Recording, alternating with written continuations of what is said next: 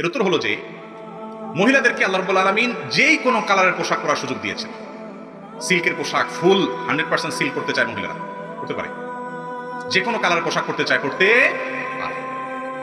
আর পুরুষদেরকে আল্লাহ বলছে না, সিল্কের পোশাক পুরুষরা করতে পারবে না। বিশেষ করে সিল্কের পরিমাণ বেশি থাকলে পোশাকে এটা পরা যাবে না। আজকাল বাজারে যেগুলো সিল্কের পাওয়া যাবে এগুলো 2 নম্বর, নামটা হচ্ছে সিল্ক, এগুলো পড়তে পারেন। কিন্তু যদি সিল্কের পরিমাণ বেশি থাকে তাহলে সেটা পুরুষরা পরবে না। আর পুরুষদের জন্য সাদা পোশাক পরাটা অধিকতর উত্তম এবং মুস্তাহাব, এই ব্যাপারে কোনো ইখতিলাফ নেই আমাদের মধ্যে। নবী করিম সাল্লাল্লাহু আলাইহি ওয়াসাল্লাম বিভিন্ন হাদিসের ফজিলত আসছে। কোনো কোনো উলামা ইকরাম সবুজটাকেও উত্তম বা ভালো বলেছেন।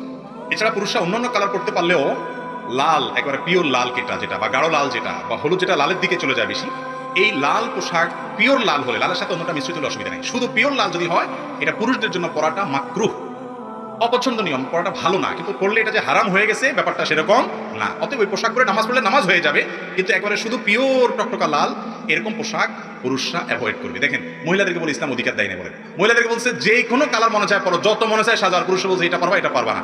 এই জায়গায় মহিলাদেরকে বেশি দিছে না কম দিছে ইসলাম? তাহলে আপনি যখন দেখবেন বিভিন্ন জায়গায় ইসলাম কিভাবে মহিলাদেরকে অধিকার দিচ্ছে, কোরআনে কারিমে একটা সূরা আছে, নাম হলো সূরা নিসা, বিশাল বড় সূরা।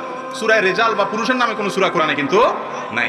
হাদিসে আসছে 2 জন মেয়ে যদি কেউ লালন পালন করে সঠিকভাবে, এই ব্যক্তিকে আল্লাহ তাআলা জান্নাত দিবেন। নবী সাল্লাল্লাহু আলাইহি ওয়াসাল্লাম তার জান্নাতের গ্যারান্টি দিয়েছেন। অথচ 2 ডজন বা হাফ ডজন ছেলে সন্তান জন্ম দিয়ে লালন পালন করলেও তারে জান্নাতের বারান্দা পর্যন্ত যাওয়ার সুযোগ দিবে, এরকম কোনো কথাও হাদিসে আসে নাই। এরপরে বলে মহিলাদেরকে ইসলাম অধিকার দেয় না, বঞ্চিত করছে।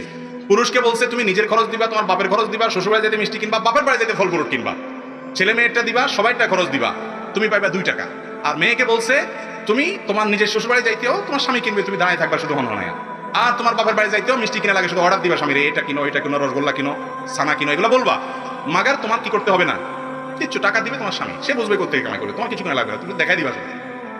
আর অন্যদের খরচ তো পরের কথা, তোমার নিজের খরচ তোমার উপরে নাই। যখন বাবার সংসারে থাকবা বাপ খাওয়াইতে হবে, বিয়ের পরে স্বামী খাওয়াইতে হবে, স্বামী মরে গেলে ছেলে খাওয়াইতে হবে, কেউ না কেউ খাওয়াইতে হবে, তুমি পুরো রিল্যাক্স।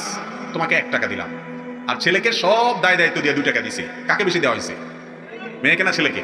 আপনি আপনার ছেলে একজনকে 10 টাকা দিয়ে বলছেন 10 টাকা দিছি, 10 টাকার এটা এটা আইনা মোট বাজার নিয়ে আসবে। আর একজনকে 5 টাকা দিয়ে বলছেন এই 5 টাকা দিলাম তোমাকে, তুমি কিছু কিনা খাই, কিছু আনতে হবে না। কারে বেশি দেওয়া হয়েছে? 5 টাকা বেশি পাইছে না? এরপরে বলে বলে মহিলাদেরকে ইসলাম দেয় নাই। আরে আজকে যারা লম্বা লম্বা কথা বলে নারীবাদের নামে, নারী অধিকারের নামে, এরা কি জানে না যখন নারী হিসেবে জন্মগ্রহণ করা পৃথিবীতে অপরাধ ছিল? আজকে তো লম্বা লম্বা কথা বলা মানুষ বহুত আছে।